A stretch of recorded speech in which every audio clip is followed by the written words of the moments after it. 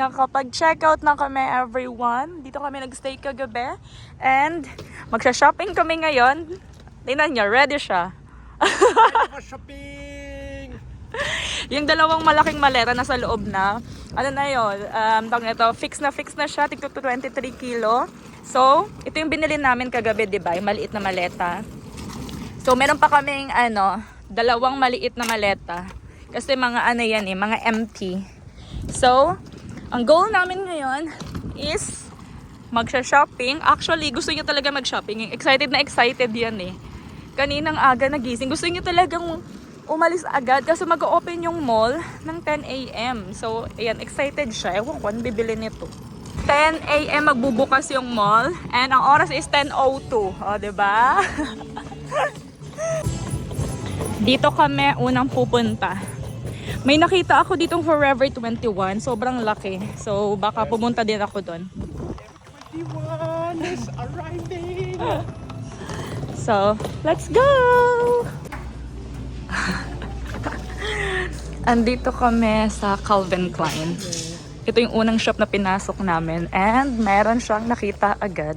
Ang bilis ng pangyayari. Wala pa kaming 5 minutes dito. May nakita ako dito, tingnan nyo, naka-sale. And gustong-gusto ko yung color niya. 70% off from $89.50, almost $90. Kukuha ako nito. Kaso hindi ako sure kung extra small or small.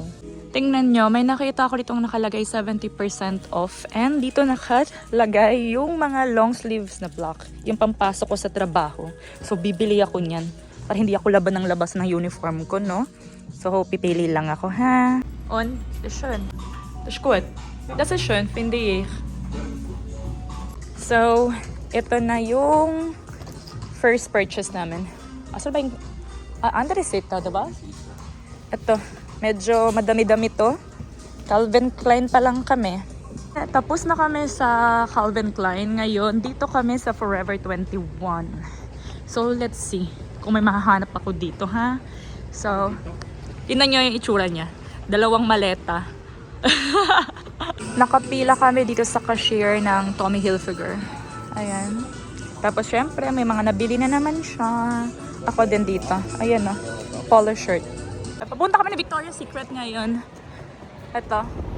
Hello everyone! Update ang tsaka-tsaka ng ating girl. Ang oras is 12:58 na ng tanghali. And doon na kami ni Roberto. We are on our way to the airport. Mabilis ang shopping yung ginawa namin kanina and ang dami niyang nabili. Sobrang dami niyang nabili. And yung mga pinang-shopping namin kanina, ilalagay ko yun mamaya dun sa may hand carry bag namin. Mamaya, tsaka ko naman. So, ayun yung trabaho ko mamaya. Tapos siya naman, kailangan niyang ibalik itong sasakyan tawag nito, sa drop-off. Kasi nga, di ba, narentahan lang namin to. So, yun yung ganap. Tapos after nun, magla-lunch or mag-check-in muna kami. After check-in, magla-lunch. And ang flight naman namin is 4:30 or 4? 4:50. 4:50 yung flight namin. So, may oras pa naman kami mag-chill out and kumain. Pero ang importante is mabalik tong sasakyan and makapag-check-in. And then the rest, okay na. So, ito yung itsura ko. Hindi na ako nag-ayos ng mukha. Hindi na ako nag-makeup. Kasi syempre, yung flight namin is almost 11 hours, 10.5 hours. So, ayokong magdamag ang makeup ko sa mukha ko. Kasi tingnan nyo, nagbe-breakout na naman ako. So, anyway, everyone, nag-update lang ako. Yeah, genau.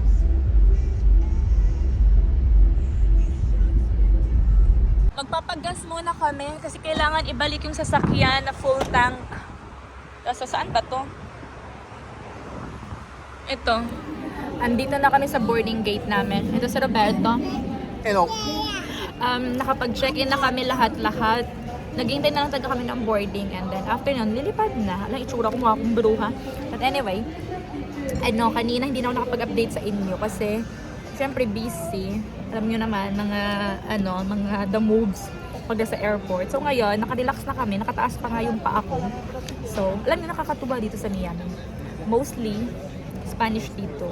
Parang kung hindi ko nga alam na sa States ako, hindi ko siya mafe-feel na sa States ako kasi mostly Spanish dito. Kinakausap nga nila ako eh. Tsaka dami nagsasabi sa akin, hindi daw ako mukhang Asian. Yung nakausap nila ako. So, yung mga announcement dito sa airport, naka-Spanish. May mga English naman, pero mostly Spanish. Anyway, everyone, waiting lang kami ng flight and I'll see you later. Officer David Yost is the flying pilot and will give you some information later on. For the time, I wish you now a very pleasant. Ich wünsche Ihnen einen sehr angenehmen Flug mit uns. Heute mit mir im Cockpit David Yost, erster Offizier. Er wird Sie in die Schweiz fliegen. Wir sind bereit.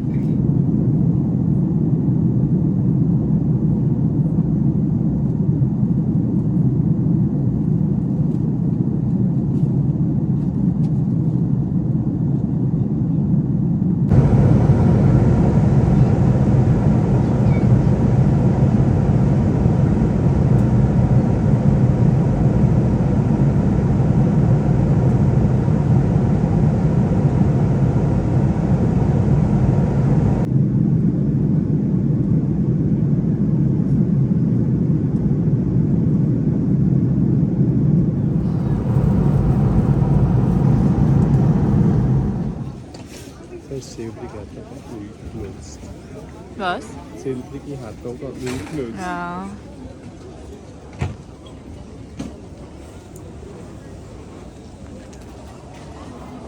Ha? Hello! Ito yung sitwasyon namin. Dito na kami sa sa lift, dito sa parking lot. Konting-konti na lang nasa sasakyan na kami.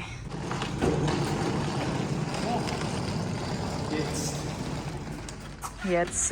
So, everyone, andito na kami sa sasakyan and ang saklap. Nagsusnow sa labas. Umuulan pa with snow. So, from summer to winter. Literal na winter agad-agad. So anyway, everyone, that is all for this vlog. That is all sa aming Miami. Ayun lang naman yung Miami vlog natin, ha. Iko-close ko na to dito kasi marami kaming ganap today. So, mahaba-haba ang araw namin. And yun lang. Maraming salamat sa panonood.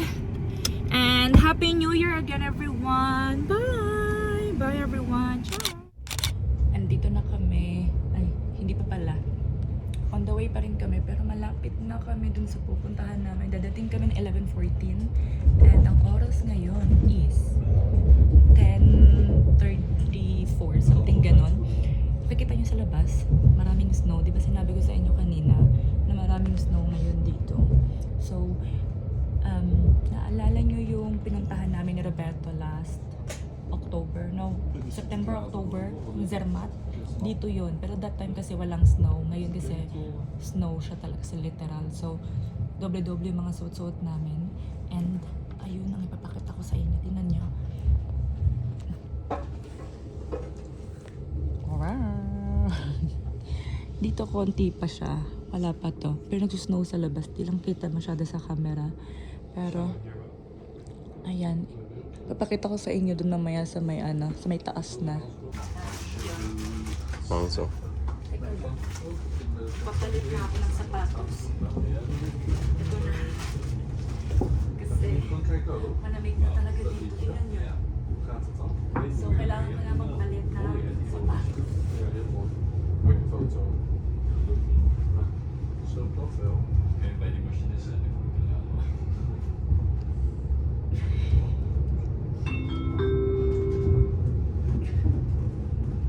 Herbricken, Halt auf Verlangen. Herbricken, Arrêt sur demande. Pati siya magpapalit na.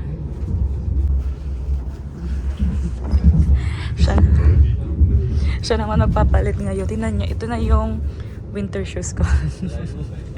Kasi tingnan niyo yung suot niya. Leather. Katulad ng suot-suot ko kanina. So, tingnan niyo naman, no. Mas malala pa yung snow nito sa taas kasi nasa baba pa kami. Ayan, no.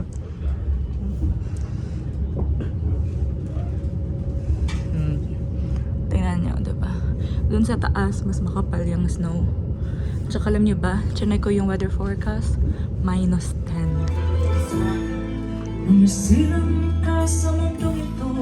Fish it's the follow. Fish.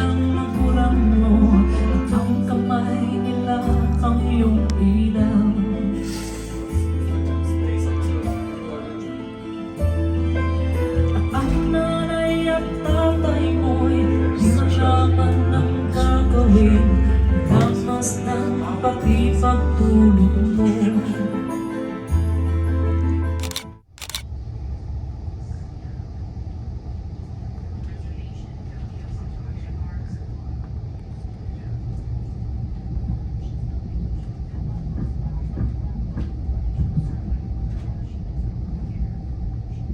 Ito yung tatrabahuin ko today. Tingnan nyo naman, ito yung malaking isang maleta. Second na malaking maleta. Ayun yung third na maleta pero maliit lang. Ito yung daladala namin from Miami. Etong maleta na to, daladala din namin yan from Miami. Pero, nung dumating kami dito sa Swiss, hindi na ako nag-vlog nun. The night after, pumunta kami ng Zermatt, pero hindi na ako nag-vlog. So, yung laman niyan, ayan o, nakita nyo may hand gloves na. Kasi nga, malamig doon. So, yun ang mga pullover na mga makakapal. Yan yung dala-dala namin sa Zermatt. Tapos yung laman niyan, nung galing kami ng Miami, ayan o. Kaya tambak yung nandito. So, ayan ang aking tatrabahuin for today's video, ano. And si ate nyo, girl, kagigising lang. Hello? Nakita niyo ba ako? Hello? Kagigising lang ni ate nyo, girl. So, ayan ang ating tatrabahuin for today. So, magtitimpla muna ako ng kape and let's start the day.